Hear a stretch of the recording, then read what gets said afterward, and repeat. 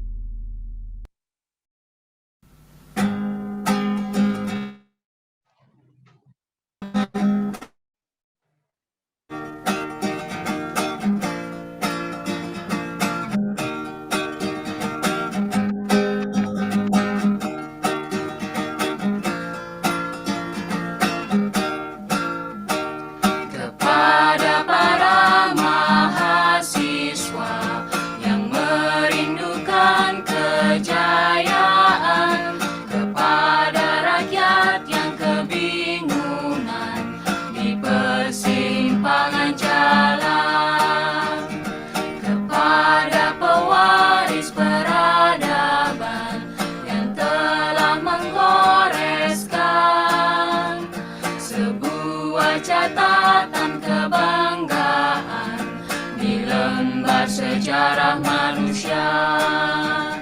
Wahai kalian yang rindu kemenangan, wahai kalian yang turun ke jalan demi mempersembahkan jiwa dan raga untuk negeri tercinta. Wahai kalian yang rindu kemenangan, wahai kalian yang turun ke jalan demi mempersembahkan jiwa dan raga untuk negeri tercinta.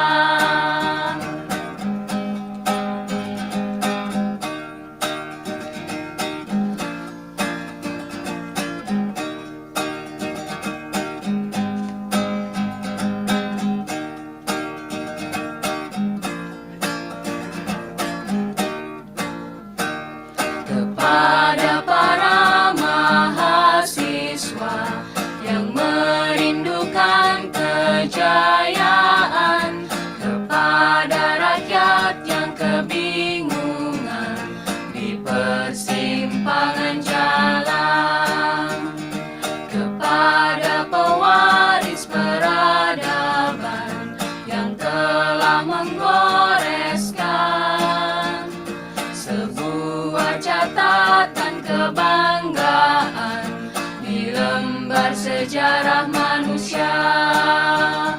Wahai kalian yang rindu kemenangan, wahai kalian yang turun ke jalan demi mempersembahkan jiwa dan raga untuk negeri tercinta.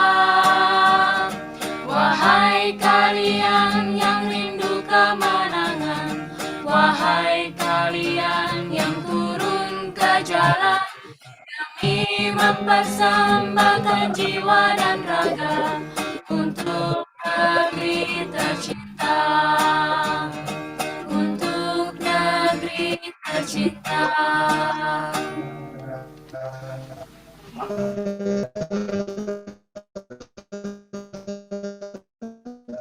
Baik, acara selanjutnya adalah sambutan dari Ketua Pelaksana Audiensi Mahasiswa Baru 2022 kepada Saudari Liliana Nur Hanifah. Waktu dan layar kami persilakan. Assalamualaikum warahmatullahi wabarakatuh. Terima kasih buat teman-teman yang sudah join dalam forum audiensi mahasiswa baru ini. Sebelumnya, perkenalkan, nama saya Liliana Nur Hanifah, selaku Ketua Panitia dari Audiensi Maba. Kepada yang terhormat Bapak Sidik Setiawan, selaku Kaprodi Ilmu Komunikasi, dan yang saya cintai teman-teman semuanya. Dalam audiensi maba tahun ini, kami dari panitia mengangkat tema A New Journey in Communication College, yang memiliki makna bahwa kita akan memulai sebuah perjalanan baru dalam perguruan tinggi untuk menentukan masa depan yang diinginkan. Semoga acara ini bisa berjalan dengan lancar dari awal hingga akhir acara. Dan semoga materi yang disampaikan bisa bermanfaat bagi teman-teman semuanya. Terima kasih. Sekian sambutan dari saya. Wassalamualaikum warahmatullahi wabarakatuh. Terima kasih kepada Saudara Liliana Nur Hanifah atas sambutannya. Sambutan selanjutnya adalah sambutan dari Ketua Umum Hima Kompones kepada Saudara Habib Nur Rahman. Waktu dan layar kami persilakan.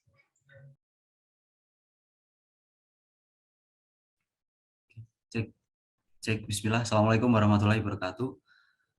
Hamdan kasiran tayyiban mubarakan fi. Alhamdulillah, bersyukur kehadirat Allah Subhanahu wa taala yang mana kita dapat bertemu di sini dengan keadaan sehat walafiat. Kemudian salawat serta salam semoga senantiasa tercurahkan kepada Nabi Muhammad SAW, yang mana atas perjuangan beliau kita dapat menikmati Islam sampai saat ini. Kemudian pertama-tama yang terhormat juga kepada Pak Sidik Setiawan selaku Kaprodi Ilmu Komunikasi, dan juga Pak Yuda Wirawanda yang hari ini juga menyempatkan hadir dalam audiensi mahasiswa baru. Terima kasih. Sebelumnya teman-teman, buat yang belum kenal, saya Habib Nur Rahman selaku Ketua Umum Himpunan Mahasiswa Komunikasi. Di sini saya hanya akan menyampaikan terkait seperti apa yang telah banyak yang pertanyaan dari teman-teman ya kemarin dan setelah sekolah organisasi itu banyak banget pertanyaan terkait seputar ilmu komunikasi, terutama terkait program studi ilmu komunikasi. Nah, nanti pada dasarnya tujuan dari acara ini itu mengulas tuntas terkait program studi ilmu komunikasi. Jadi nanti langsung disampaikan oleh Kaprodi langsung, dari Pak Sidik langsung. Jadi buat teman-teman yang kemarin menanyakan terkait KRS, terus terkait sistem nanti ketika wisuda kayak gimana, magangnya seperti apa, nah itu bisa disampaikan di audiensi pada saat ini. Begitu. Mungkin itu yang perlu tak sampaikan. Jadi tujuan dari acara ini untuk memahami terkait program studi ilmu komunikasi itu seperti apa, lebih paham dan lebih tahulah terkait program studi yang diambil itu bakalan seperti apa. Jadi harapannya momentum pada siang hari ini bisa dimanfaatkan dengan baik, dan setelah audiensi ini biar teman-teman angkatan 22 khususnya tuh sudah paham lah terkait ilmu komunikasi itu bakalan seperti apa. Begitu, mungkin itu yang perlu tak sampaikan. Sekali lagi terima kasih, dan buat panitia semuanya semangat menyelesaikan kegiatannya sampai akhir, dan semoga tidak terjadi kendala apapun dan semoga lancar. Amin. Terima kasih. Sekian. Wassalamualaikum warahmatullahi wabarakatuh. Waalaikumsalam warahmatullahi wabarakatuh. Terima kasih kepada Saudara Habib Nur Rahman atas sambutan yang telah disampaikan. Baik, sambutan yang terakhir akan disampaikan oleh Kepala Program Studi Ilmu Komunikasi kepada Bapak Sidik Setiawan. Waktu dan layar kami persilakan. Ya, suara saya terdengarkah? Dengar, Pak. Oke, terima kasih. Selamat siang. Assalamualaikum warahmatullahi wabarakatuh. Terima kasih untuk seluruh panitia. Terima kasih untuk teman-teman dari Himakom khususnya yang sudah menginisiasi acara audiensi pada siang hari ini, di mana sebenarnya audiensi ini salah satu juga menjadi agenda kami di Prodi, tapi alhamdulillah sudah difasilitasi teman-teman. Jadi kami di Prodi nanti pekerjaannya agak berkurang gitu. Jadi terima kasih untuk acara ini. Selayaknya acara positif seperti ini bisa diteruskan nanti ke depan, mengundang Prodi di awal, kemudian nanti insya Allah kami juga akan mengundang orang tua angkatan 2022 seperti agenda rutin tahun lalu juga. Jadi memang yang diundang nanti selain anaknya yang diaudiensi, juga orang tua harus diaudiensi juga gitu. Karena teman-teman salah satu faktor keberhasilan penyelenggaraan studi itu adalah kerjasama antara prodi, mahasiswa, kemudian orang tua dan seluruh stakeholder yang terlibat di situ. Siang hari ini saya juga mengajak Pak Yuda, kami berdua tadi ketemu ya dalam sebuah pertandingan gitu. Jadi prodi komunikasi itu punya hobi baru, badminton sekarang, teman-teman bagi yang suka badminton nanti bisa gabung. Kami berembuk nanti akan bagi tugas untuk saling sharing gitu ya dengan teman-teman.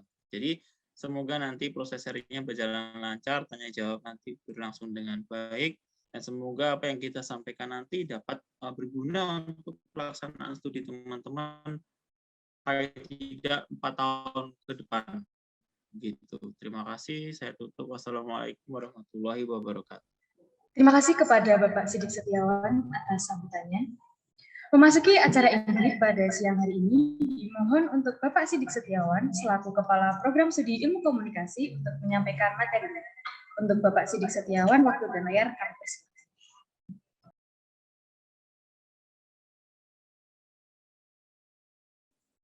Oke, teman-teman, terima kasih atas panitia MC yang sudah memberi waktu kepada saya. Setidaknya ada banyak hal yang sebenarnya bisa saya sampaikan, karena untuk merangkum 4 tahun proses studi itu agaknya hal-hal ini perlu hal dasar ini perlu diketahui, tapi selanjutnya kami sarankan teman-teman untuk kemudian belajar dari memang orang-orang yang sudah menempuh studi lebih senior dari kalian, orang-orang yang sudah sudah paham dengan seluk-beluk akademik di prodi. Jadi selain kami dari prodi, nanti kita juga akan membutuhkan senior teman-teman kita yang lain untuk memproses sharing gitu ya.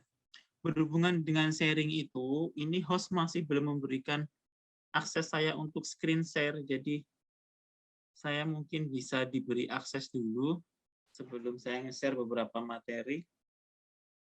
Nanti saya bergantian dengan Pak Yuda ya. Baik, Pak, sebentar.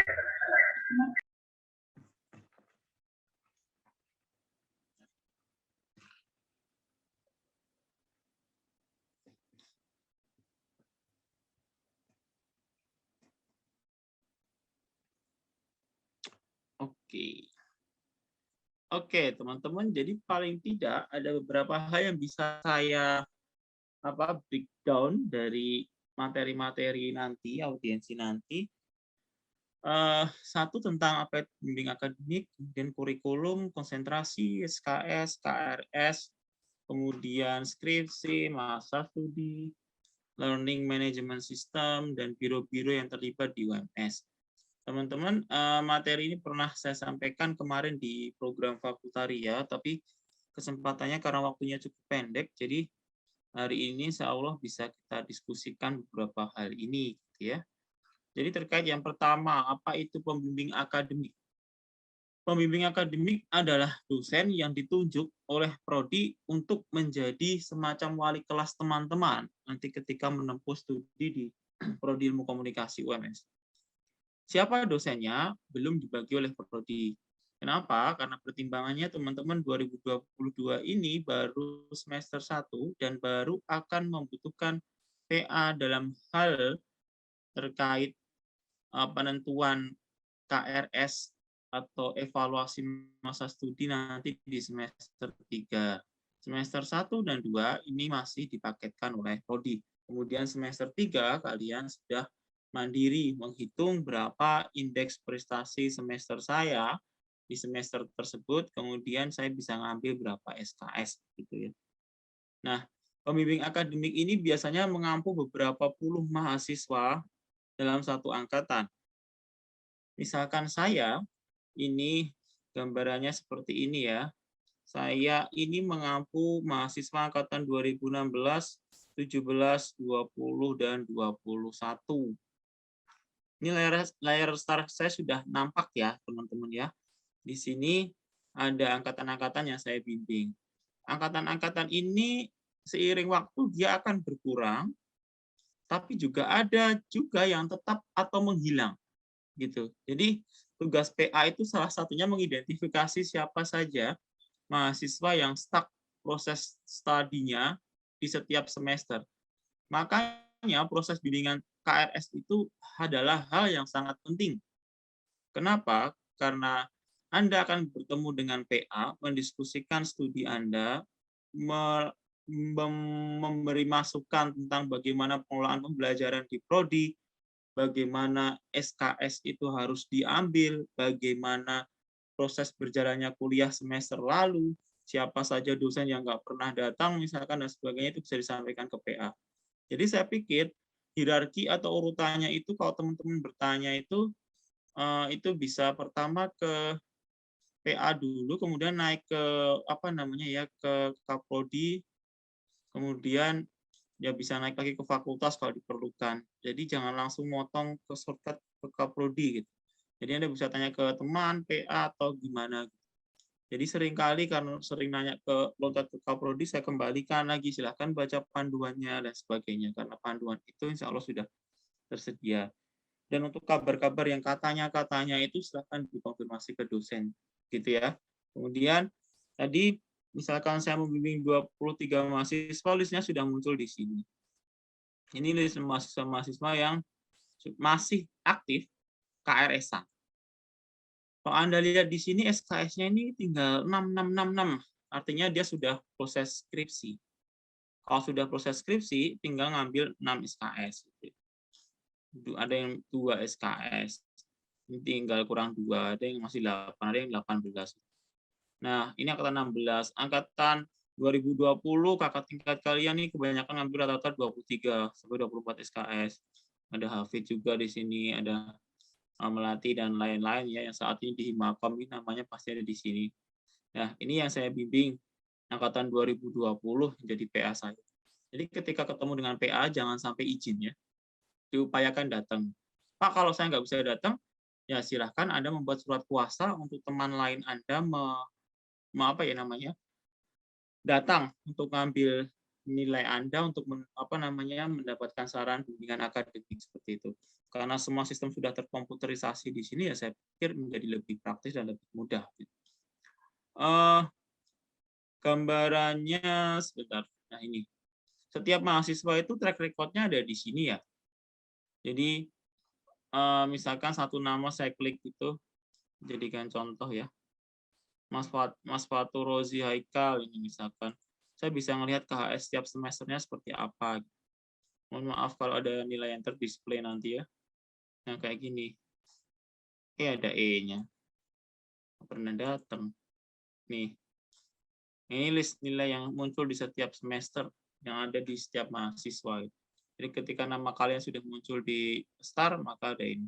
Sampai riwayat keuangannya ya. Sampai ini LPS ini transkrip. Laporan perkembangan studinya di sini. Semester 1 sampai berapa? 4 sudah muncul. Jadi semua progres kalian tuh di PA itu terrecord di sini. Jadi kalau ada orang tua yang datang ke prodi itu tinggal kamu bukakan list ini. Maka akan ketahuan siapa saja yang masih kurang SKS-nya. Gitu. Pak Ida mau menambahkan? Itu dulu, Pak. Oke. Nah, saya lanjut ke hal kedua. Hal kedua itu terkait kurikulum. Saya tidak akan mendisplay gambaran terkait kurikulum. Sebentar, saya coba carikan.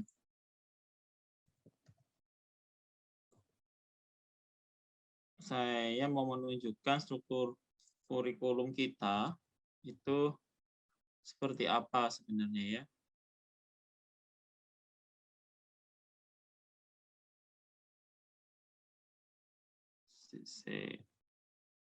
Oke, untuk PA ada yang mau ditanyakan dulu kah?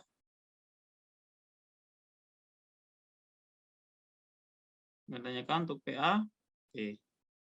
Saya ke simulasi konversi. Saya share ya. Ini file baru yang saya share terkait struktur kurikulum di prodi. Kita running kurikulum 2021 teman-teman per 1 tahun yang lalu. Struktur kurikulumnya paling tidak seperti ini. Jadi semester 1 itu ada 20 SKS, paket 20. Anda sekarang kan di posisi ini kan, semester 1. Mata kuliah ini disebut mata kuliah MKDU, mata kuliah dalam universitas. Jadi mata kuliah yang ada di universitas tergantung universitas yang berbasis keagamaan, misalkan seperti Muhammadiyah, itu mata kuliah agamanya pasti ada banyak, kurang lebih ada 8 SKS, mata kuliah keagamaan atau AIK, Al-Islam dan Kemuhammadiyan.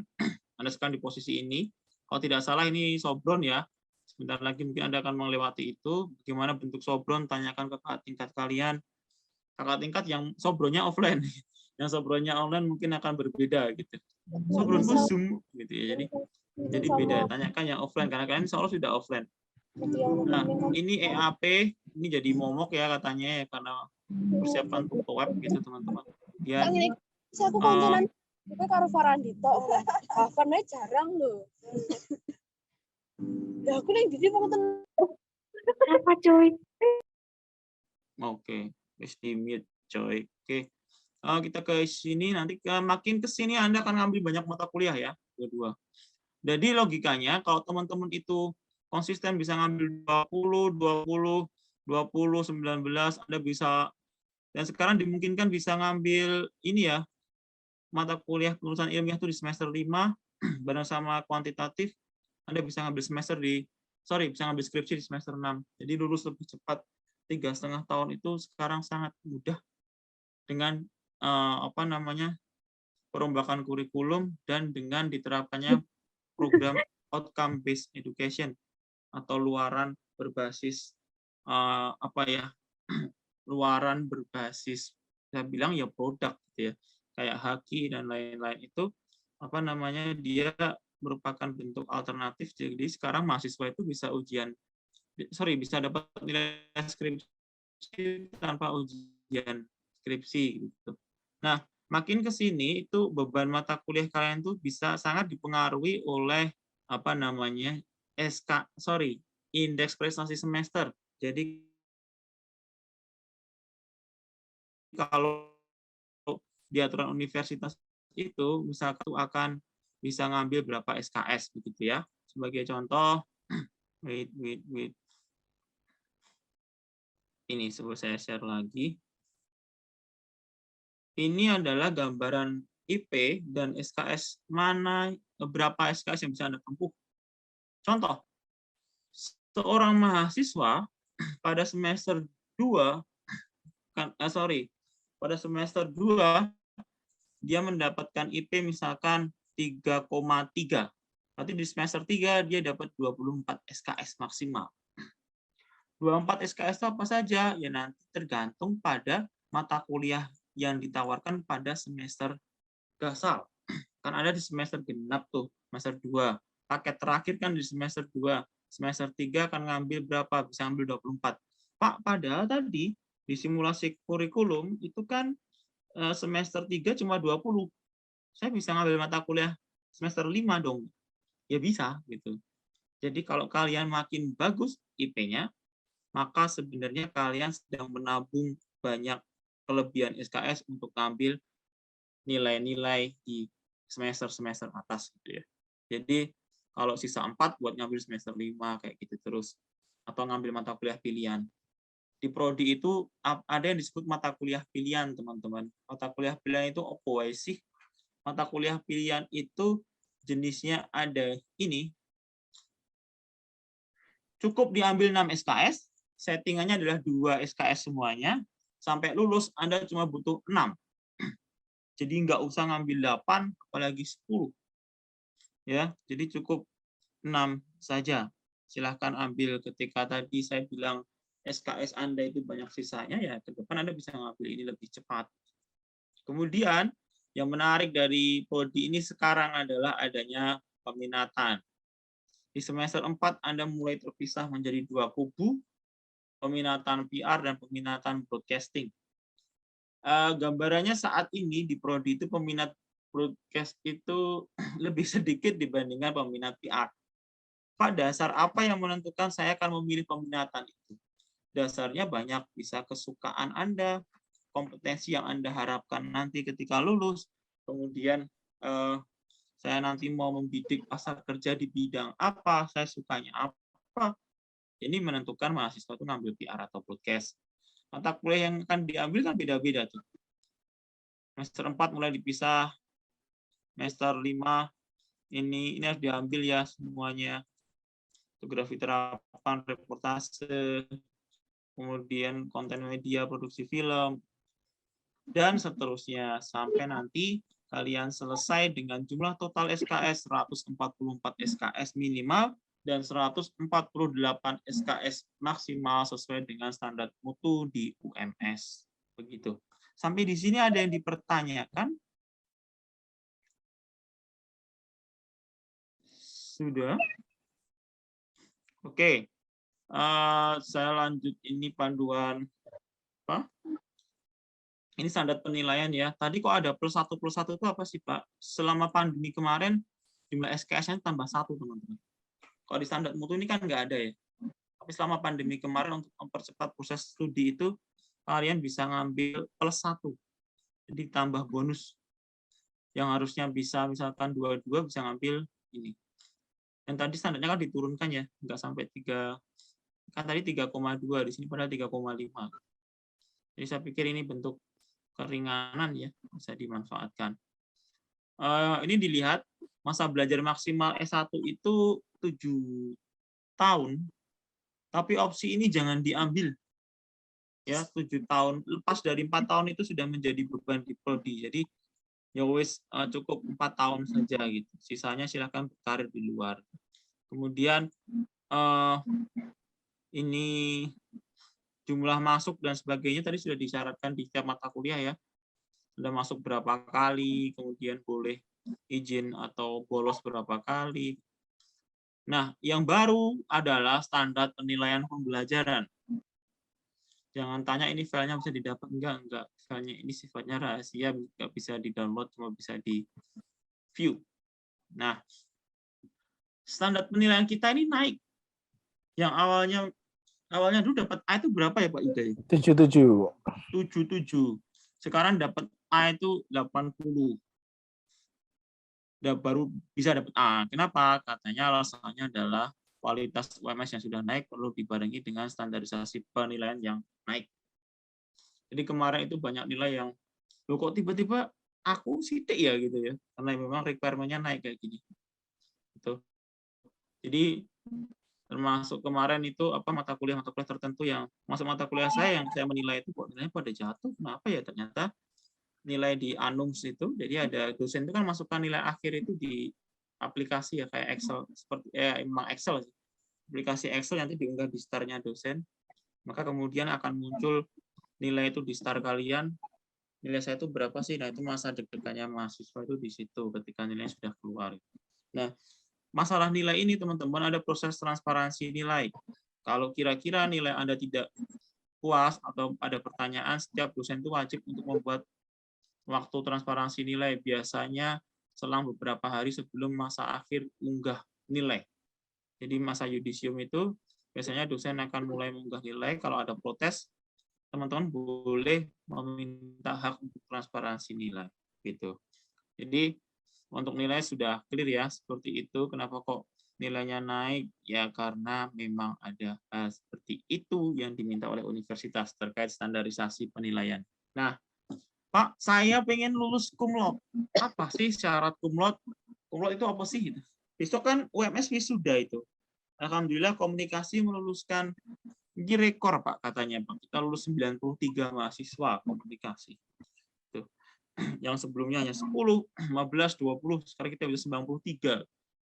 93 lulusan itu ada yang rata-rata lulus dengan IP yang seperti ini. Ada yang rentang segini, ada yang memuaskan, sangat memuaskan, ada yang cum laude. Cum laude itu apa? Dengan pujian. Perbedaannya apa sih cum laude dan tidak, Pak? Kalau wisuda pakai serempang. Iya, pakai serempang cum laude dengan pujian. Syaratnya apa? IP-nya 3,51 sampai 4 dan dia masa studinya hanya 10 semester. Gitu ya. Jadi kalau Anda IP-nya 3,75 tapi studinya 6 tahun, tidak dipuji, tapi dicaci. Nah, lama banget studinya gitu. Jadi cum laude ini dengan pujian itu punya syarat 2 ya, hanya masa studi dan IP. IPK sama nilai ketentuan lulusan minimal Pak, scroll atas Pak. Oh ya, ada ketentuan lulusan minimal. Ini. Tadi scroll bawah. Yang itu Pak, setiap mahasiswa lulus apabila memenuhi syarat berikut. Nih, lihat nih ya. Tidak memiliki nilai E. Jadi anak-anak cum laude itu nggak ada nilai E-nya. Itu bukan cum laude Pak, tapi lulus. Nilai lulus ding, lulus. Lulus tuh nggak ada nilai E ya. IPK-nya minimal 2,2. Oh, IP-nya minimal 2,2. Nggak bisa 1 koma lagi ini.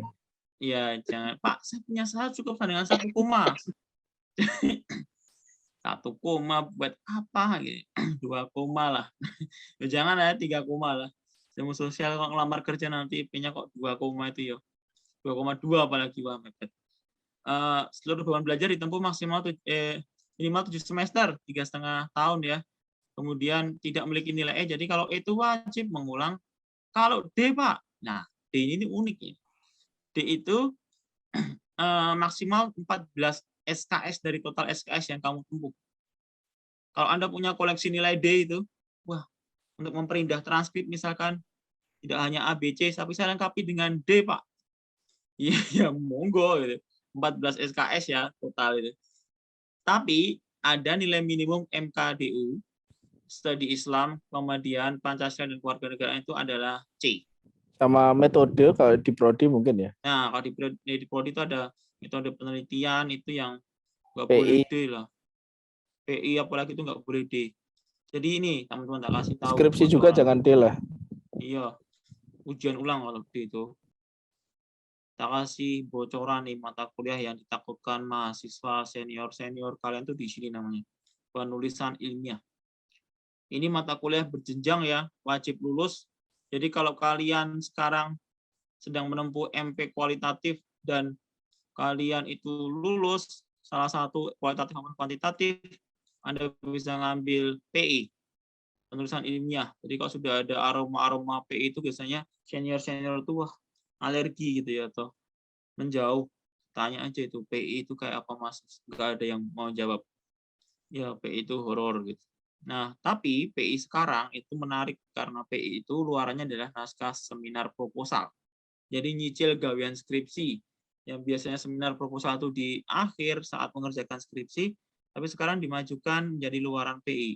Jadi lebih berat tapi mengurangi pekerjaan Anda, gitu ya.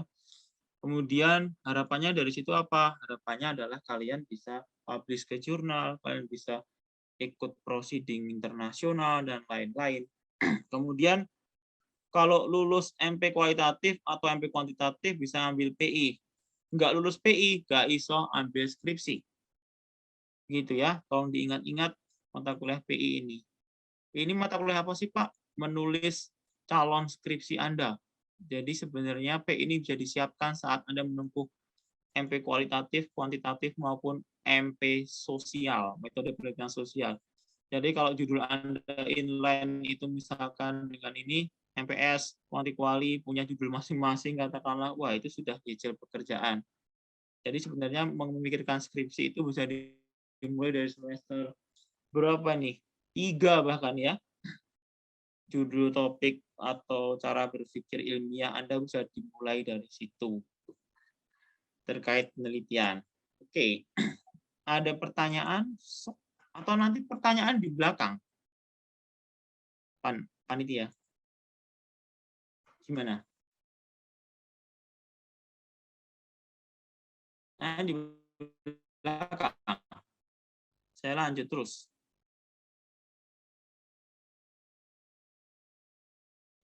Ya, lanjut ya. Oke. Oke, ini ada titipan dari LPPIK. Lembaga apa? LPPIK siapa? LPPIK siapa tuh, Pak? LPPIK. Aku kok lali ya. Lembaga Penyelenggaraan Pendidikan Islam dan Kemuhammadian. LPPK ini menaungi mata kuliah AIK, Al-Islam dan Kemuhammadian. Ada 8 SKS yang harus kalian tempuh selama studi. AIK 1, Akidah Akhlak, AIK 2, Ibadah Muamalah, AIK 3, Islam dan Iptek, AIK 4, Kemuhammadian dan Mentoring. Yang setiap hari Sabtu, tadi pagi kan. Itu mata kuliah yang harus Anda tempuh.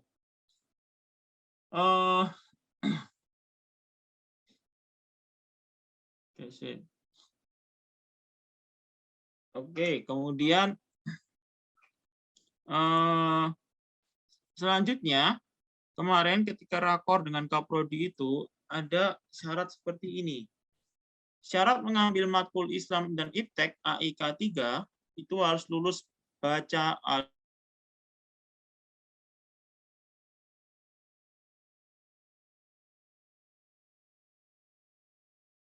Al-Quran, yang bisa sekarang wajib B. Begitu juga syarat mengambil matkul Muhammadiyah adalah mahasiswa harus lulus mentoring. Jadi mentoring ini adalah sanggup kalian untuk lulus di untuk ngambil Muhammadiyah di semester 4. Itu. Pada semester ini dan semester mendatang LPPK menjadi admin pengambilan matkul Muhammadiyah. Jadi apa? Berkas mentoring sertifikat jangan sampai hilang. Dibikin draft, didigitalisasi segera. Kemudian bila ada masalah terkait pengambilan AIK 3 atau 4, langsung tanyakan ke admin LPPK untuk diklik. Kantor LPPK di mana? Kantornya di bawah Masjid Sulamiyah Rais. Itu kantor LPPK. Ketemu Pak Baikuni atau Pak Heru. Mahasiswa baru, ada titipan pesan, baik reguler maupun transfer, mengambil Iptek AIK 3 harus lulus baca Al-Quran. Kami titip sampaikan kepada mahasiswa baru, baik reguler maupun transfer, mengikuti mentoring. Terkait mentoring, silakan ini nomornya dicatat, screenshot ya. Ini hubungi Pak Hartono, SAG, MAG, kalau ada masalah dengan mentoring. Yang belum lulus baca Al-Quran, ada kursus baca Al-Quran tersendiri, khusus mahasiswa semester 3 dan seterusnya yang mendaftar lewat web LPPIK. Ini pesannya, implementasi AIK sudah dilaksanakan ya, salah satu contohnya dengan tadarus bersama di awal perkuliahan itu. Kemudian dari perpustakaan, nitip ini. ya nitip webinar penelusuran informasi tentang penggunaan perpustakaan, maksimal 500 orang pesertanya setiap sesi. Waktu pendaftarannya ini, jadi silahkan diikuti teman-teman. Ini orientasi yang saya pikir berguna sekali untuk kalian. Jadi silahkan diikuti. Pendaftarannya ada di sini. Nanti saya share di kolom chat dulu. Jadi orientasi perpustakaan ini penting untuk melihat, membiasakan diri ya. Saya pikir untuk membiasakan diri dengan perpustakaan UMS gitu, karena itu sangat penting untuk proses pengerjaan tugas, pengerjaan skripsi bahkan nanti. Sebentar, saya tak kirim ke kolom chat.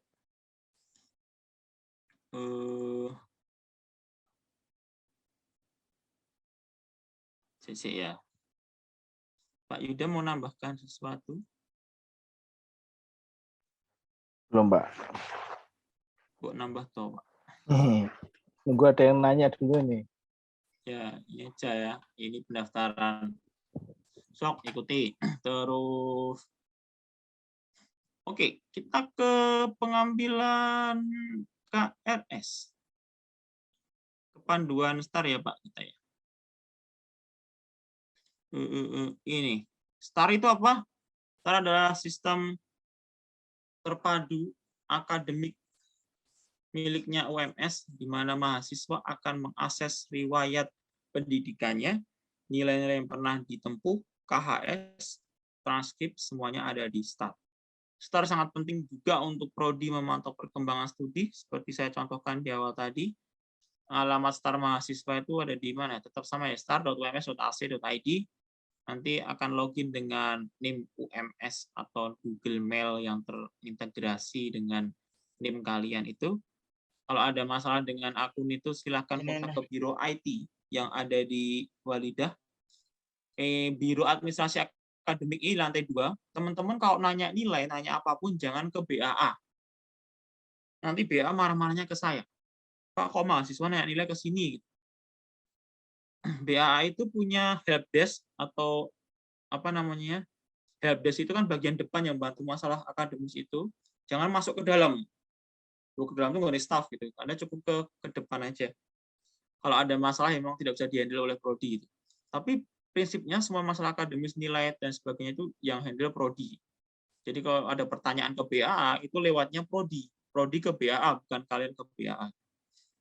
Jadi jelas ya, jangan inisiatif ngide misalkan main ke BAA gitu ya, tanya, Pak nilai saya kok nggak keluar gitu banyak. Itu kan bisa diselesaikan di level prodi maksudnya. Silakan kontak PA bisa kemudian kontak saya atau langsung kontak Pak Yuda di bagian akademik.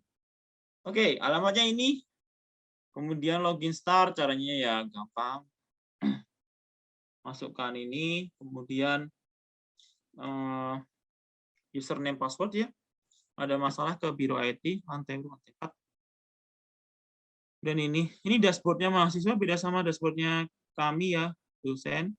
Ini ada menu perubahan nilai, ini dipakai ketika kalian mengalami permasalahan dengan nilai. Contoh, nilai dosen A kok nggak masuk, Pak? Itu silahkan diklaim dengan STAR, ada menu perubahan nilai.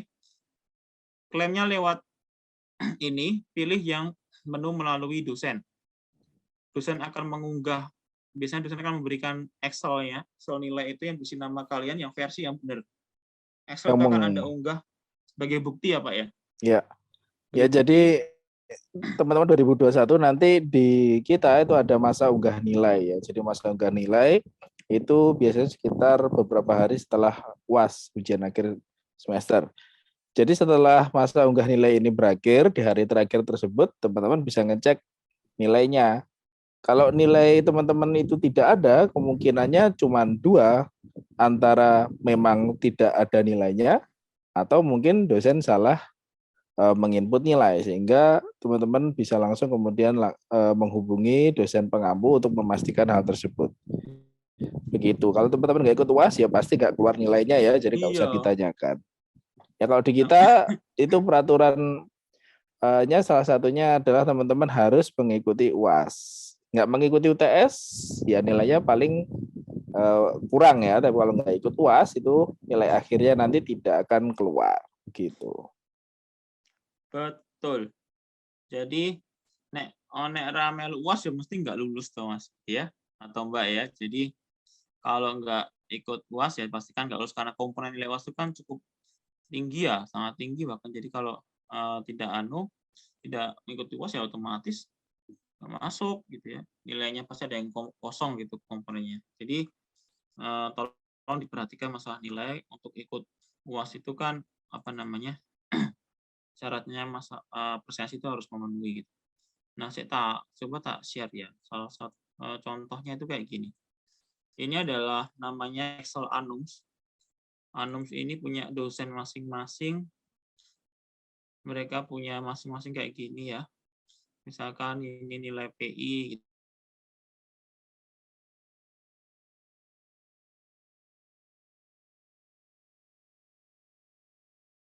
gitu. Apa? Halo? Sorry, putus. Misalkan ini saya ngasih nilai perusahaan ilmiah. Ini saya kosongi.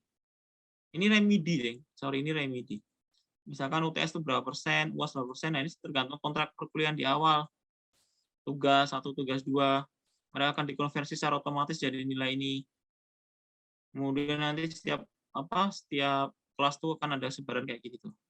Nilai A berapa persen sampai dapat nilai E.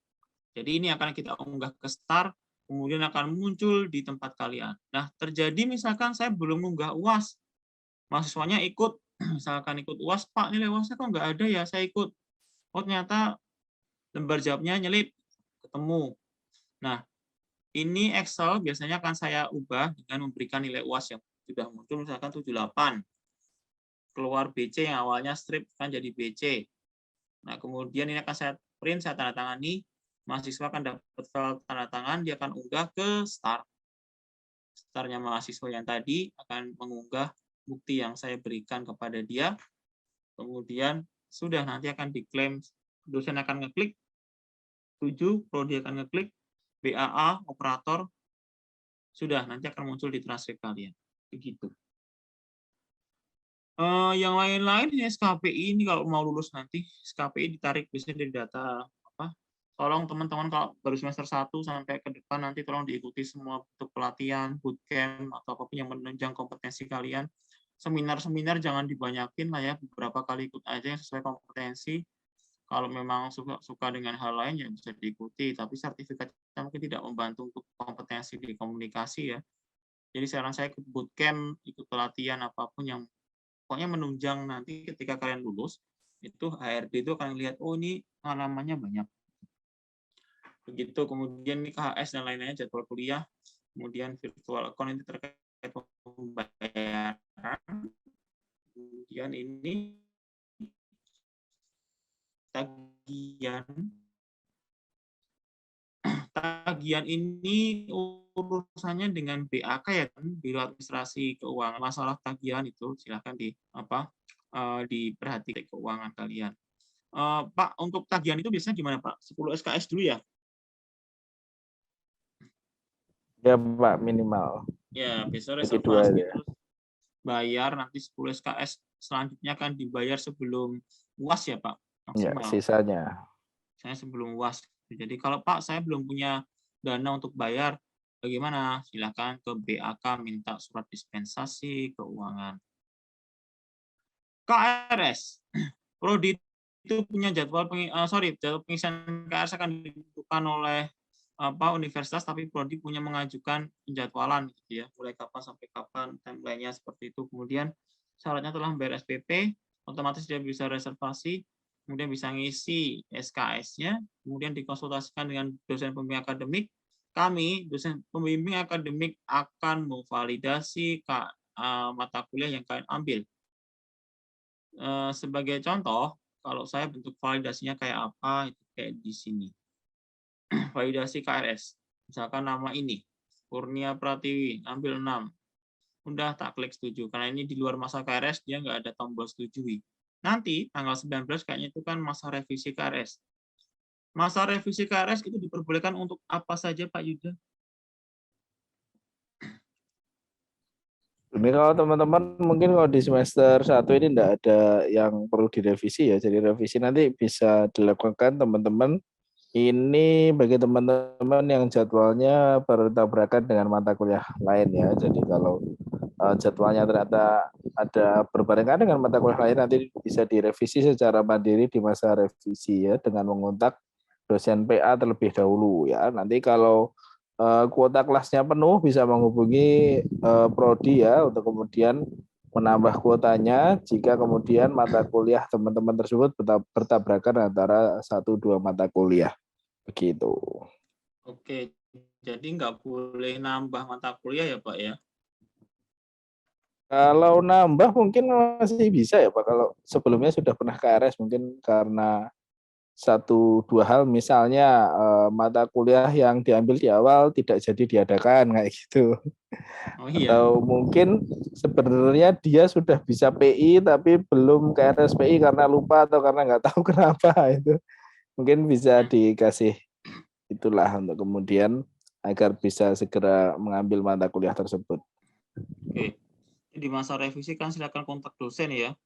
Sebelum revisi itu, jadi tolong berkomunikasi saat revisi itu apa yang perlu direvisi begitu.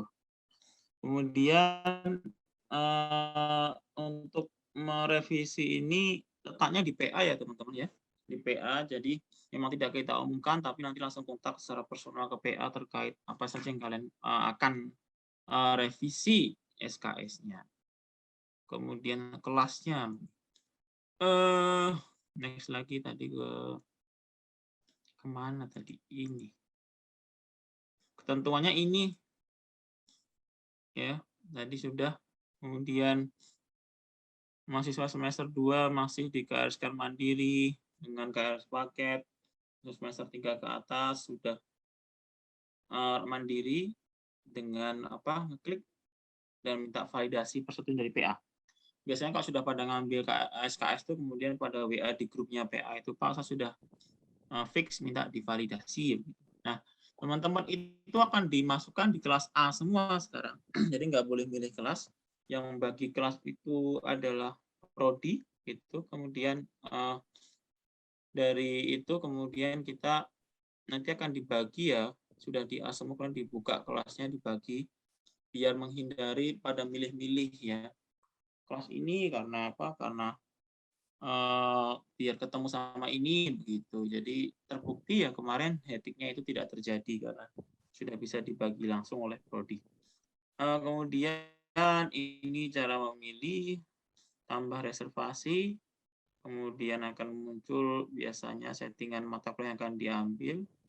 Ini akan disetting prodi dulu. Pak Yuda biasanya akan nyeting ini, kemudian nanti kalian bisa ambil ya. Akan muncul. Nah, belum tervalidasi ini silakan kontak dosen. Nah, kalau ditolak itu juga terjadi loh. Misalkan kok ditolak ya karena mungkin belum lulus mata kuliah syarat di atasnya. Kemudian atau salah ngambil peminatan, misalnya sebelumnya ngambil PR kok ini ngambil broadcast, itu nggak boleh juga, akan ditolak pasti. Betul. Terus cek KHS, ini hasil yang muncul. Ya, KHS ini dipastikan tiap semester nilainya sudah keluar. Kalau belum keluar dipastikan ke dosen pengampunya ya, nilainya sudah diunggah atau belum. Ya, Jangan nanti teman-teman juga mungkin akan melewati masa remedi ya. Kalau ada remedi juga nanti dicek di KHS ini nilainya berubah atau tidak. Mungkin berubah, mungkin tidak ya. Kalau seandainya nilainya sama-sama D ya berarti tidak berubah kayak gitu. Ya, jadi harus dipastikan ke dosen pengampu. Oke. Kemudian kalau ada kesalahan tadi ya larinya ke perubahan nilai ya. Itu. Kemudian ini grafik perubahan nilai di prodi. Jadi kami itu sekarang sedang ramai perubahan nilai karena ada pergantian kurikulum. Tapi kalian yang angkatan 2022 ini nggak terdampak ya, karena sekarang sudah ngambil kurikulum baru dari mulai semester 1. Ini terjadi pada mahasiswa yang terdampak karena pergantian kurikulum itu biasanya angkatan-angkatan di atas kalian. Ini jenis ajuannya ada beberapa, tadi saya cerita. Kalau perubahan nilai yang karena kurikulum ini kalian harus isi Google Form dan itu pakai melalui prodi, tapi kalau nanti kalian ada kesalahan nilai satu mata kuliah misalkan bisa pakai opsi dosen pengampu. Klaim nilai ini adalah jenis ajuan perubahan nilai yang telah terdapat di KHS tapi belum ada di transkrip. KHS sudah muncul nilainya tapi di transkrip belum muncul, pakai klaim.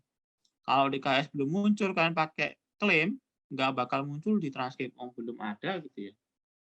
Kemudian hapus nilai ini untuk mata kuliah yang telah ada di transkrip nilai MK pilihan yang bisa dihapus.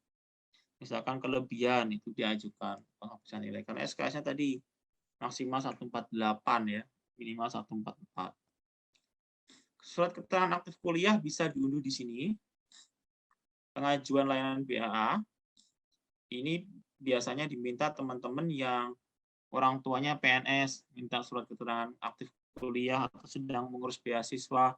Jadi nggak perlu nanya ke prodi gimana Pak, ada nggak formatnya, semua sudah ada di sini. Layanan BAA, kemudian untuk apa gitu ya. Biasanya kan berhubungan dengan orang tua yang masih dinas atau pensiun, dan lain-lain. Kemudian ini kalau sudah divalidasi, kemudian perubahan status yang cuti. Dari aktif ke cuti, dari cuti ke aktif pindah prodi ya. Terus apa lagi tadi Pak? Ini Pak, mengundurkan diri. Mengundurkan diri juga ya, bisa diperiksa syarat-syaratnya di sini ya. Pakai layanan juga, boleh warna kuning, pengajuan status. Jadi habis cuti nanti aja ujuk-ujuk jedul gitu ya. Ini panduannya secara singkat. Ini nanti filenya bisa di-share ya. Tak share deh. Nanti kalian baca ya.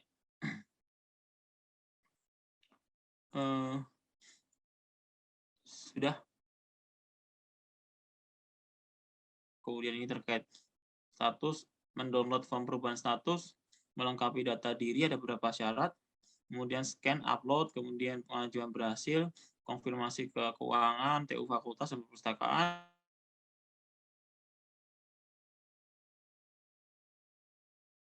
jika sudah tervalidasi semuanya. Kemudian apalagi ini, masa studi sudah, LMS itu sekarang di prodi itu arahan di fakultas bisa pakai 2 ya. Open learning sama itu apa namanya? MySpada. Kemudian biro di UMS itu tadi ada BAA yang sering berhubungan sama mahasiswa itu BAA, Biro BAK. akademik. Tapi yang biasanya berkomunikasi secara langsung dengan BAA itu prodi. Kalau mahasiswa lewat STAR tadi ya, tidak kemudian ke BAA langsung. BAA ya, kita sering ditegur, Pak mahasiswanya kok kesini nanya saya gitu. Ya, karena BAA itu ngurusin satu universitas ya, nggak cuma satu univ itu pusing gitu. Kalau satu persatu mahasiswa nanti nggak kecanda. Terus nanti biasanya ada biro keuangan, jadi nanti kalau terkait dengan masalah tagihan, terus kemudian dispensasi dan sebagainya, silakan dikomunikasikan ke biro keuangan. Dan ada biro IT ini berkaitan dengan aplikasi di UMS ya, mulai dari STAR, MySkripsi dan sebagainya. Kalau ada kendala, kontaknya ke biro IT. Misalnya nggak bisa login, passwordnya hilang dan sebagainya, itu ke helpdesk biro IT. Oke, begitu. Ya sini intinya beradaptasi ya, perkuliahan itu beradaptasi. Silahkan menjalin relasi sebanyak-banyaknya dengan kakak tingkat, dengan teman-teman yang kira-kira membantu proses pembelajaran, kemudian terutama nanti berorganisasi ya, kemudian mengikuti pelatihan-pelatihan, bangun potensi diri kalian, akademik non-akademik begitu, termasuk terbuka dengan orang tua. Kita sudah nggak mengirim nilai, tapi sekarang orang tua bisa melakukan monitoring pembelajaran kalian lewat sini. Ini adalah aplikasi yang sangat sakti nih. Aduh, oke. Kayaknya nggak ada S-nya, Pak. Oh iya, parent kok S itu. Contoh siapa ini ya? Mas Habib. Bimbinganku. Oh, kita ini contohnya Mas Habib. Wah, Bebmu bijinya elek kabeh lho. Waduh, jangan. Jadi jangan. Waktunya kurang 10 menit, Pak. Oh ya. 9, 8. Tidak bisa. Mau terus. Ini contoh ya. Orang tua itu bisa akses ke sini. Nanti orang tua akan saya kasih kabar semua soal ini.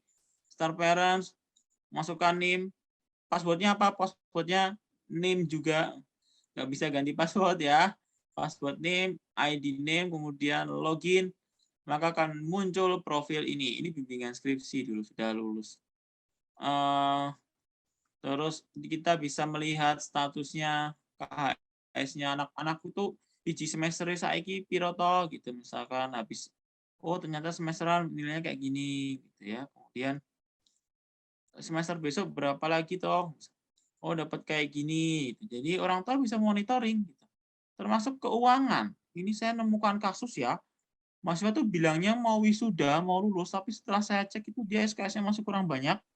Dan ada tagihan yang belum terbayar. Tagihannya masih merah. Padahal orang tua selalu ngasih uang ke dia, ditransfer itu.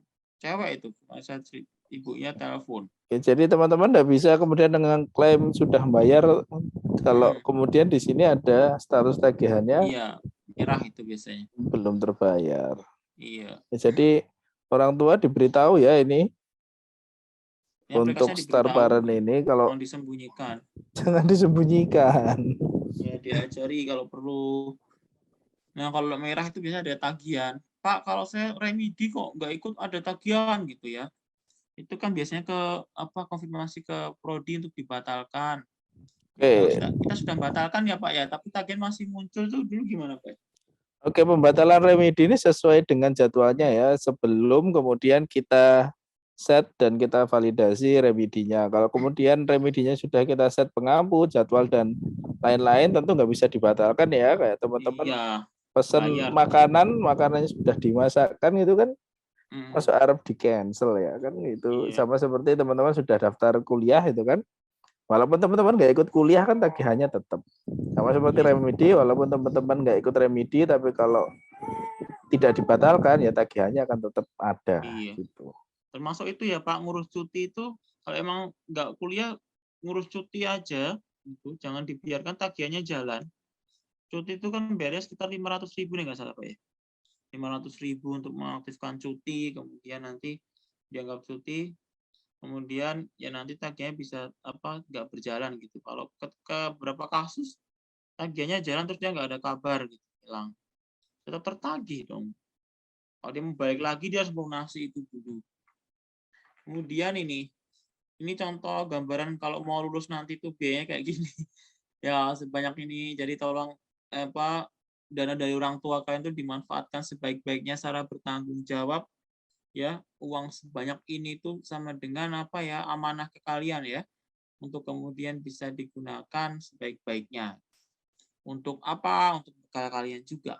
Jadi mohon pertanggungjawaban ke orang tua itu bisa salah satunya dengan terbuka terkait masalah pendidikan, kemudian masalah nilai, kemudian masalah akademik di kampus, itu silakan orang tua diajak ngobrol selain berhubungan dengan kami di prodi. Ini bijinya A, B. IPK-nya adalah 3,82. Ini kok ada 2 yang belum masuk ya? 42. Tempat 4 harusnya. Begitu.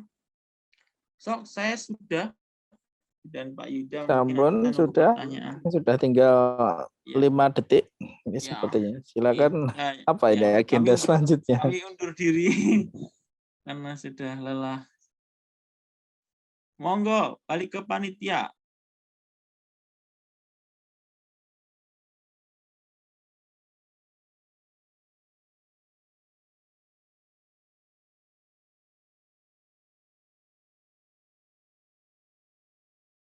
Ada sesi tanya jawab atau sudah begitu saja? Ada sesi tanya jawab.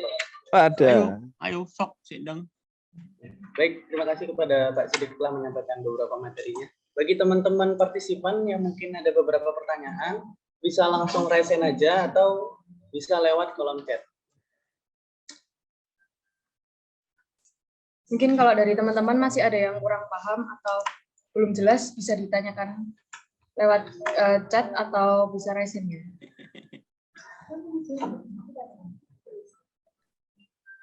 Ayo.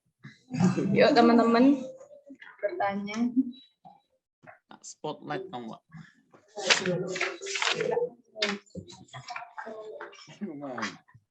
Ayo, jangan tanya. Yuk teman-teman.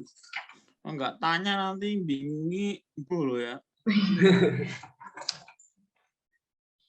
Ini sebenarnya ada ya Pak yang mau tanya, cuman pada malu mesti. Iya. Semet webit. Tanyanya masih ke cutting kok. Iya. Modus itu. Oh aduh. Modus.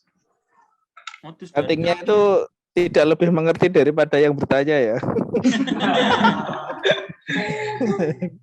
Jadi langsung tanya ke Pak Sidik nih, mumpung. Saya kalau ditanya soal akademik mungkin butuh waktu jawab ya, tolong tunggu. Kalau WA lebih baik prefernya ketemu ya. Kalau masalah akademik jangan di WA. WA itu ketumpuan. Nyari dosennya enggak apa-apa kok ke kampus gitu. Nanya. Jangan sampai kejadian itu, pernah ada kejadian mahasiswa angkatan 2010 datang ke prodi terus nanya, "Kaprodinya Burina mana ya?" Burina itu kaprodi tahun berapa gitu ya, 2011 12. Waduh, udah ganti budian waktu itu, udah ganti 2 kaprodi, saking nggak taunya. Informasi kita update-nya seringnya di IG ya teman-teman ya. Ikut lomba apa, informasi apa yang cepat tuh di IG. Ada pertanyaan akhirnya. Mohon maaf Pak, izin bertanya. Mata kuliah life skill, Pak, apakah hanya mengunggah sertifikat? Iya, mata kuliah life skill itu adalah mata kuliah yang sebenarnya diambil untuk memadai itu loh, pengambilan sertifikat yang nanti akan ditarik jadi SKPI, surat keterangan pendamping ijazah. Dan dosen pengampunya adalah dosen PA. Betul. Terus Kasih contoh. nanti tidak dijadwalkan ya. Sama seperti teman-teman di semester 1 ada mata kuliah yang tidak terjadwal di STAR ya mungkin. Ya, jadi ada satu mata kuliah yang tidak terjadwal di STAR karena memang kegiatannya tidak perkuliahan seperti biasa. Kita kasih contoh nih. Angkatan 2017 yang jadi PA saya otomatis jadi mampu life skill. Life skill itu ada panduannya ya, panduan nanti coba kita carikan dulu filenya. Panduan berapa poin nilai, kemudian kewajiban mengunggah apa saja itu ada. Sertifikat mentoring, fakultaria, kemudian Masta PMB, kemudian BTA itu wajib ya. Jadi tolong disimpan, didigitalisasi gitu ya. Kemudian kalau belum ya nanti tolong dicari itu sertifikatnya kalau hilang. Contoh ini Mas Vega ini alumni dapat ini yang wajib nih mentoring. Yang wajib dipersiapkan itu ya ada mentoring, terus kemudian Masta universitas dan PKM.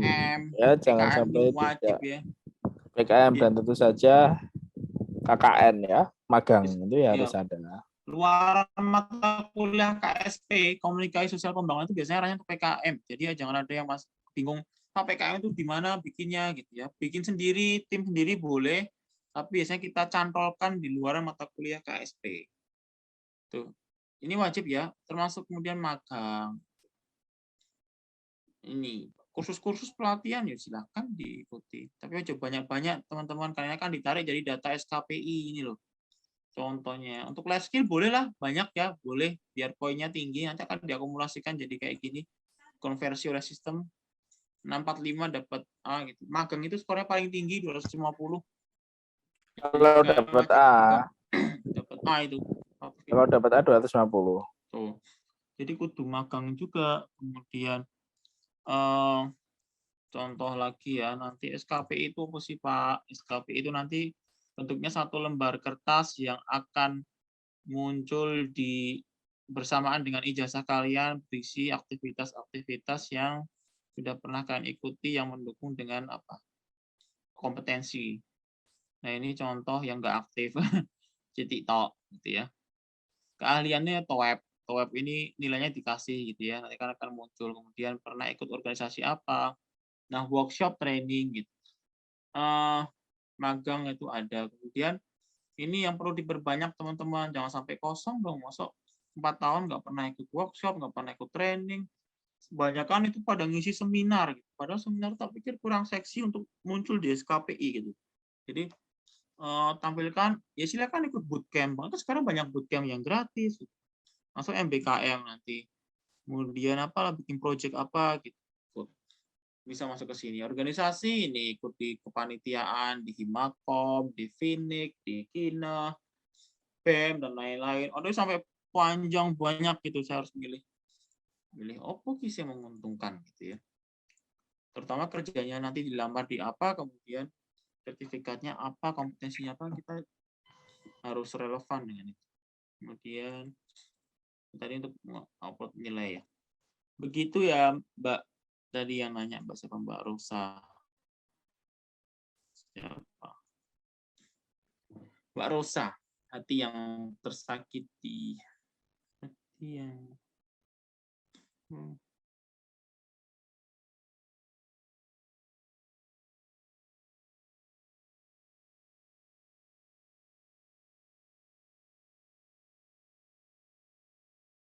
Sok, yang lain ada enggak?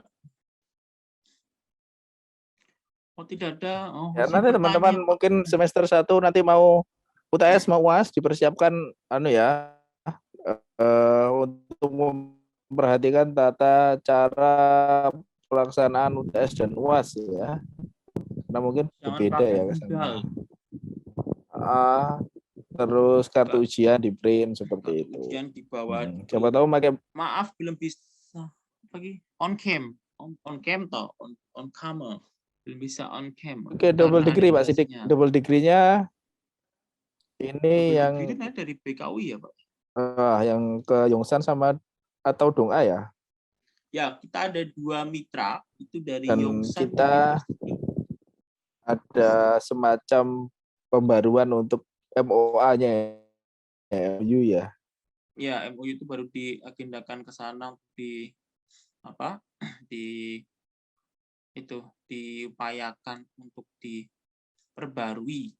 Ini ada tawaran FOSEP teman-teman. FOSEP itu apa namanya? Kita outbound keluar. Jadi di luar kampus tapi semester 1 belum bisa. Ya. Teman-teman panitia ya. Deadline-nya 18 September tuh.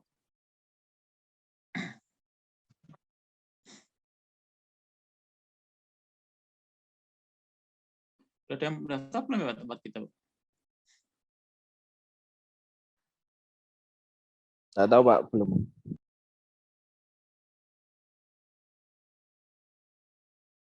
Oke, begitu nanti untuk double degree itu kami koordinasi sama BKUI dulu ya, dibukanya kapan, mulai kapan itu biasanya ada nanti ada semacam koordinasi begitu.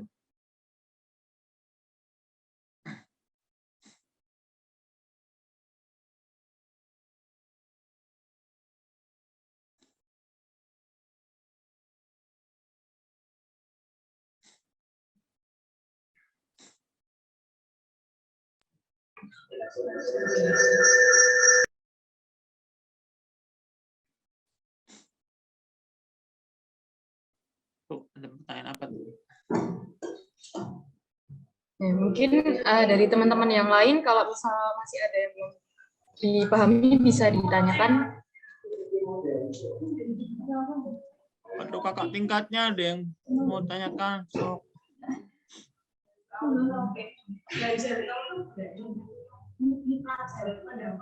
Main-main ke lab ya.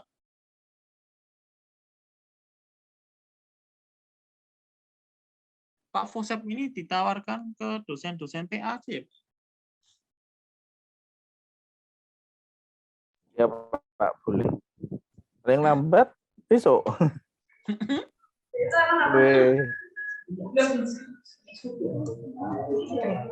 Minimal semester berapa, Pak? Kayaknya mungkin 3 itu bisa, Pak. Yang penting bukan Dikarenakan untuk waktunya juga sudah habis, terima kasih kepada Bapak Sidik dan Bapak Yuda yang sudah mau hadir dalam acara audiensi mahasiswa baru 2022. Sebelumnya kita dokumentasi dulu ya. Mungkin teman-teman bisa on cam biar kelihatan nih wajah-wajahnya mahasiswa baru itu yang mana aja sih, biar Pak Sidik, Pak Yuda, dan kami teman-teman juga bisa kenal nih sama kalian. Yuk on cam yuk. Kita foto. Yuk, on cam. Oh, itu. Tuh diajakin Pak Sidik on cam loh. Pak Sidik itu sangat welcome orangnya. Betul. Santai gitu kalau foto. Keset no berarti. Bukan welcome cassette, Bapak. Beda lagi, Pak. Iya, keset. Ya, timnya. Yuk, teman-teman on cam yuk. Ini dokumentasinya apa?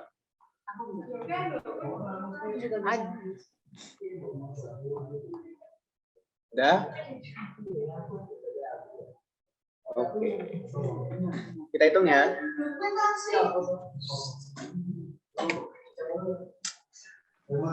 3, 2, 1. Yuk. Lagi 3, 2, 1. Sekali lagi 3, 2, 1. Sekali lagi. Oke, sekali lagi. Terus. 1, 2. Aku hilang, guys. Oke, terima kasih teman-teman. Terima kasih teman-teman. Terima kasih Pak Yuda. Terima kasih Pak Sidik. ya. Thank you. Terima kasih semuanya. Terima kasih, Bang Kom. Terima kasih. Ya. Sama-sama, Pak. Ya. Iya. Ini dulu tepat waktu. Oke. Boleh undur diri. Teman-teman jangan keluar dulu ya, karena kita masih ada acara yang seru juga nih buat teman-teman dan juga bakal dapetin hadiah. Oke. Jadi kita ada games, teman-teman bisa join gamesnya itu lewat link yang udah di-share di chat. Ya, teman-teman bisa langsung klik aja linknya. Biasanya kita bakal ada games, quiz, dan tentunya ada hadiahnya nggak? Betul, hadiahnya tuh berguna banget buat beli makan, buat beli kopi juga bisa. Bisa buat nongkrong-nongkrong. Yuk, teman-teman segera join ya. Nanti jam berapa nih kita mau mulai nih? Kira-kira kali. Kira-kira 14.35 kita mulai game. Yuk, teman-teman bisa join ke kode yang udah di share screen ya. Lumayan loh. Ini di kolom komen.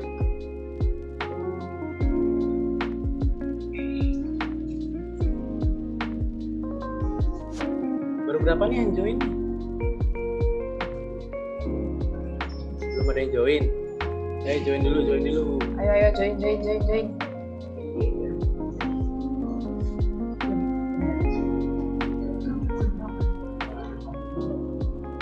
Lumayan loh kalau kalian bisa jadi juara, kalian bisa beli kopi, beli kumlot. Kalian pasti suka kumlot.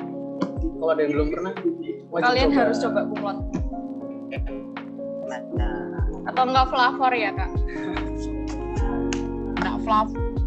Oh, nak flavor. Yuk, siapa tim flavor? Aku.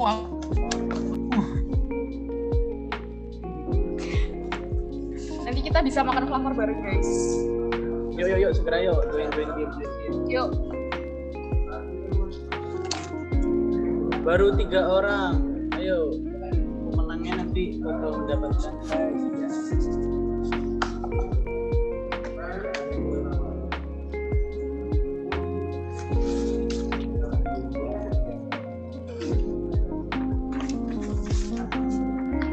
Yuk.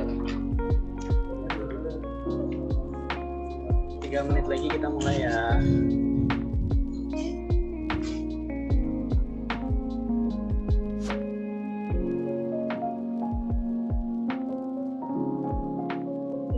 Untuk link Zoom-nya, link Games-nya itu ada di chat Zoom atau ada di grup Ilmu Komunikasi 2022 ya. Jadi share yuk, join yuk. Mbak, Imakom tuh punya grup angkatan, tiap-tiap angkatan ya? Ada Pak Sidik. Oh iya nanti nek butuh. Aku nitip ke Habib informasi WhatsApp ya Habib. Boleh Pak. Jadi di Ilkom itu ada grup 19, 20, 21, 22 ada semua. Yang nggak ada dosennya pasti. Ya yang nggak ada dosennya. Iya. Iya, ben los ya. Saya tak kira begitu.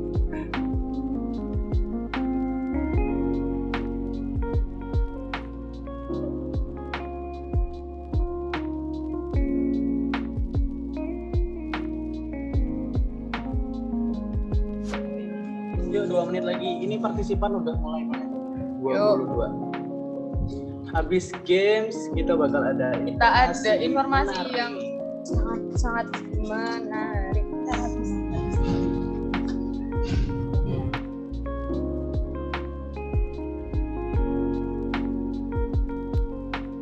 Mungkin dari Pak Sidik mau ikut main gamesnya mungkin Pak? Udah daftar saya. Siap. Tadi Pak Sidik juara. Nanti yang menang Pak Sidik. Iya, boleh. Kok tak tambah ya dia ini kurang. Oh siap Pak, siap.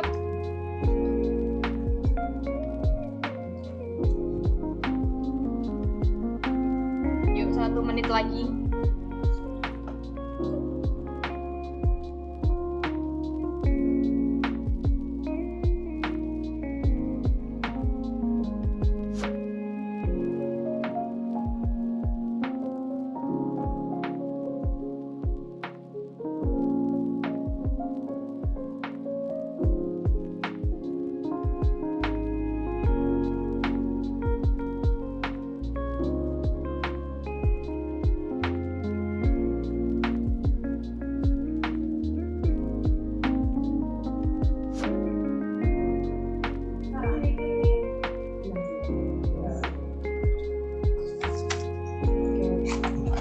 Yang join udah lumayan banyak nih. Yuk, langsung kita mulai. Oke, langsung kita mulai kali ya.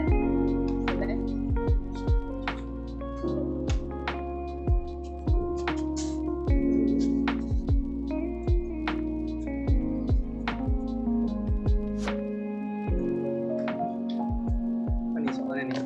Oh belum Kak. Belum itu Pak. Udah panik. Iya. Oh, udah 40. Oh, enggak ya. Ini nggak kelihatan soalnya.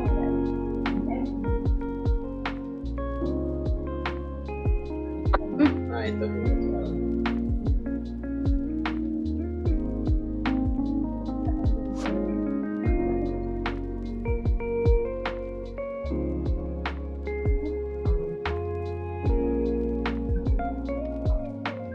Ya.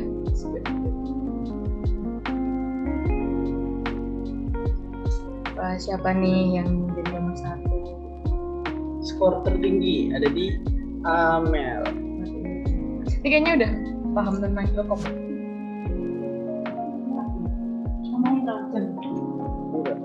Wah, ada pertanyaan saya gimana?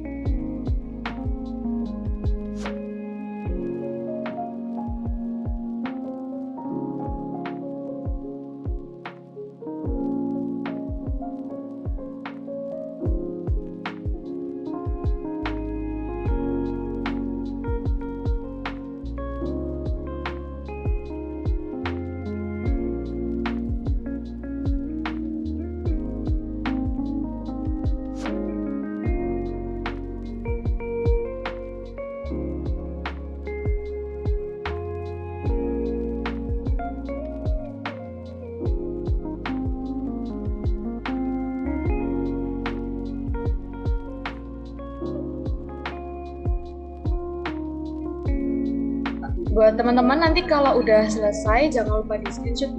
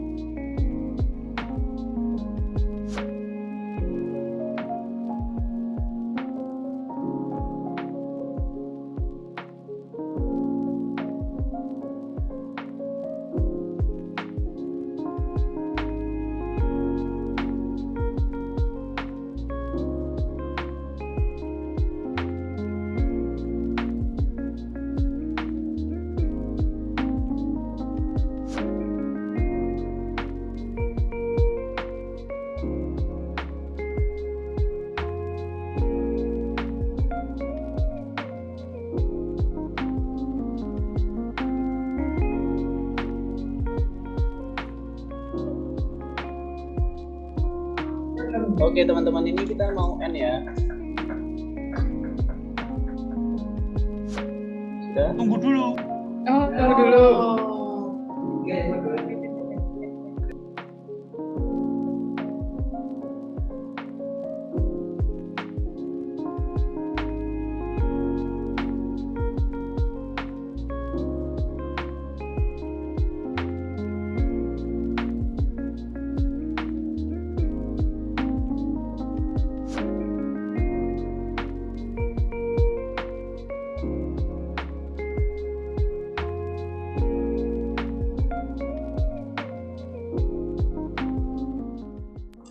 Oke, udah kita end ya teman-teman. Bagi yang juara 1, 2, dan 3 bisa di screenshot dan dikirim buktinya ke CP yang udah dicantumin di kolom komentar. Betul sekali. Wah, yang jadi juara 1, 2, 3 lumayan nih. Habis ini bisa kali ya makan-makan. Makan nggak tuh? Oke, udah?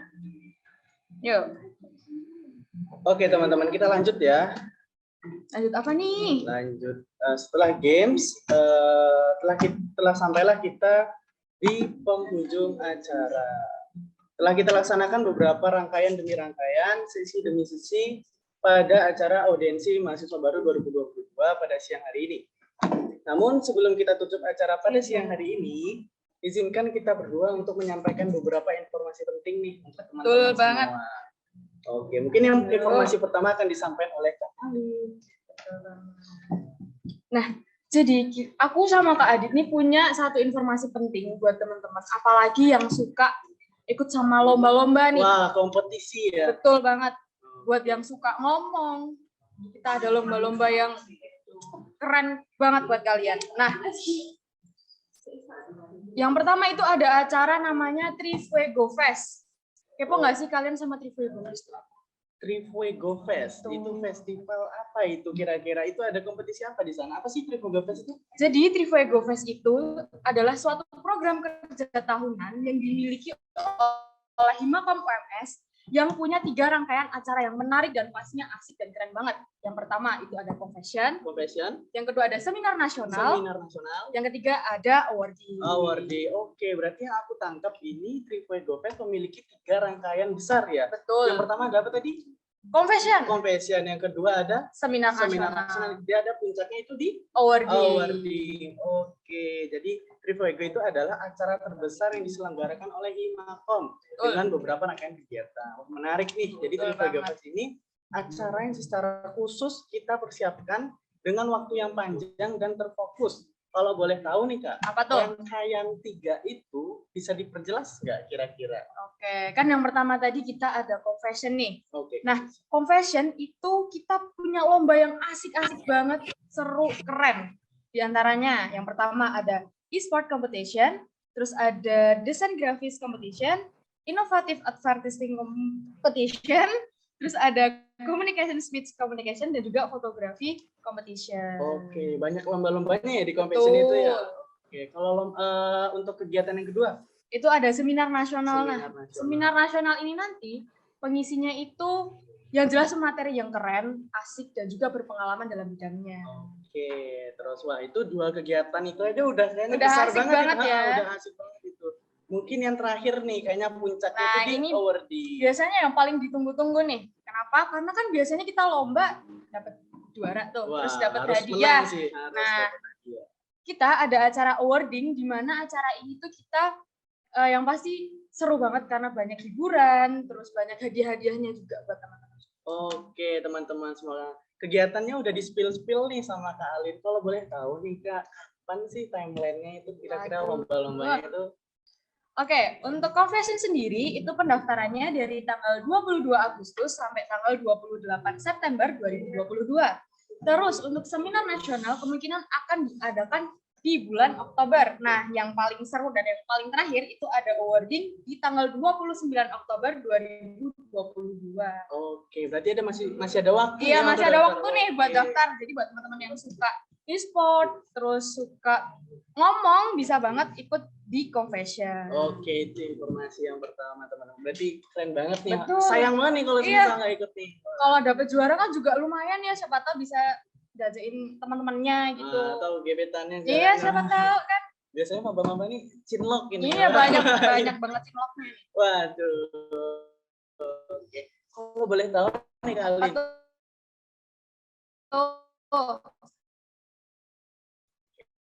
Itu dari tadi kita nih seragam. UMS ada ID card-nya juga ya. Waduh. Itu kalau boleh tahu nih kalian lagi pakai baju apa ini? Seragam apa sih? Jadi hari ini aku sama Kak Adit lagi pakai seragam yang dimiliki oleh semua anggota Himakom. Jadi terdiri dari PDH.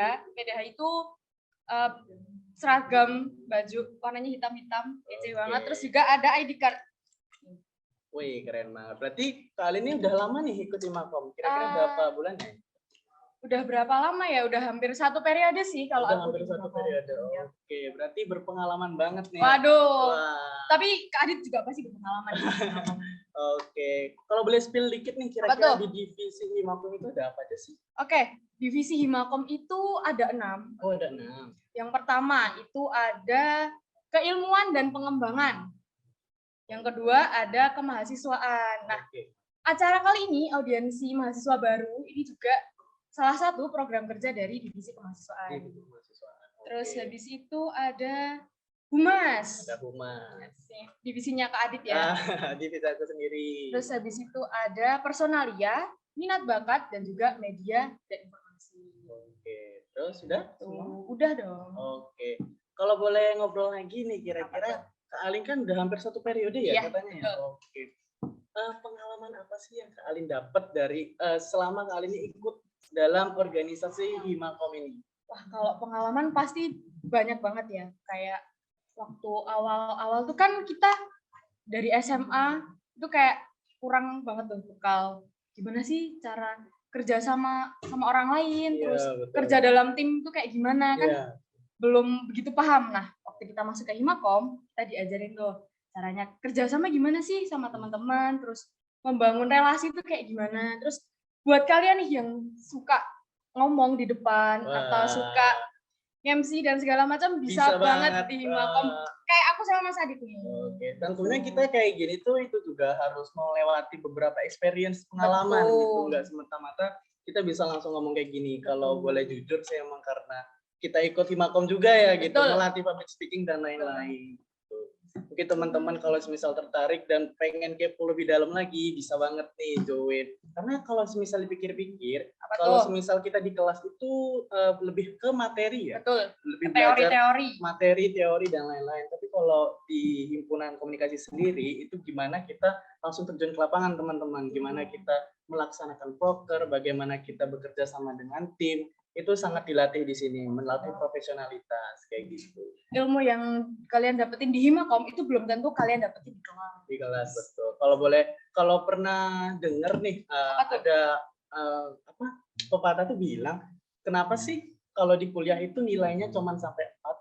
Kenapa tuh, Kak? Karena 96-nya itu ada di luar, terutama di Himakom sendiri itu kalian bisa dapat beberapa nilai-nilai penting yang tentunya bakal kalian dapetin sendiri untuk kalian kayak gitu.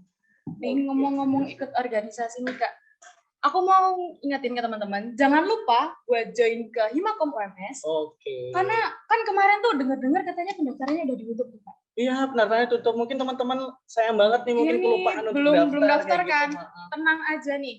Jadi untuk open recruitment Himakom UMS akan diperpanjang dari mulai tanggal 16 September sampai tanggal 21 September 2022. Wah, masih ada waktu Iya, nih. masih lama banget nih. Jadi buat teman-teman yang belum berkesempatan kemarin untuk daftar di Himakom, bisa banget nih daftar sampai tanggal 21 September.